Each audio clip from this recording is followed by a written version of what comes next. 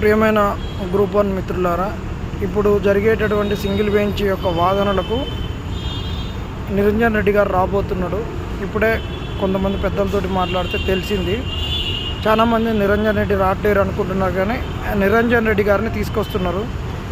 తెలంగాణ ప్రజలు కట్టినటువంటి సొమ్ముతోటి వీళ్ళు పెద్ద పెద్ద అడ్వకేట్లను తీసుకొచ్చి వాళ్ళు చేసినటువంటి తప్పుల్ని ఒప్పులను చెప్పించుకోవడానికి ప్రజాధనాన్ని ఈ పబ్లిక్ సర్వీస్ కమిషన్ ద్వారా ప్రభుత్వం ఎంత వృధా చేపిస్తుందో ఆలోచించండి.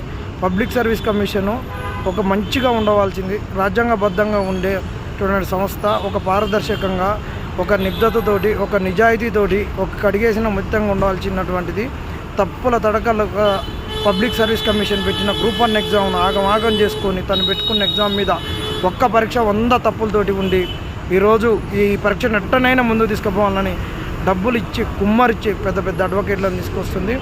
ఈరోజు ఆన్లైన్లో పొద్దునట్టు కనెక్ట్ అయ్యిండు. అక్కడ జడ్జి గారు వద్దనే లోపల కేసును అక్కడికి బొమ్మనే లోపల వెళ్ళిపోయారు. ఇప్పుడు సింగిల్ బెంచ్కి కూడా వాళ్ళు తీసుకొస్తున్నారు.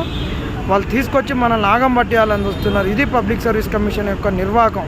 తప్పులు చేయడం, ప్రజాధనంతో పెద్ద పెద్ద అడ్వకేట్లను తీసుకొచ్చి మన గొంతులు నొక్కాలని చూస్తుంది ఈ పబ్లిక్ సర్వీస్ కమిషన్.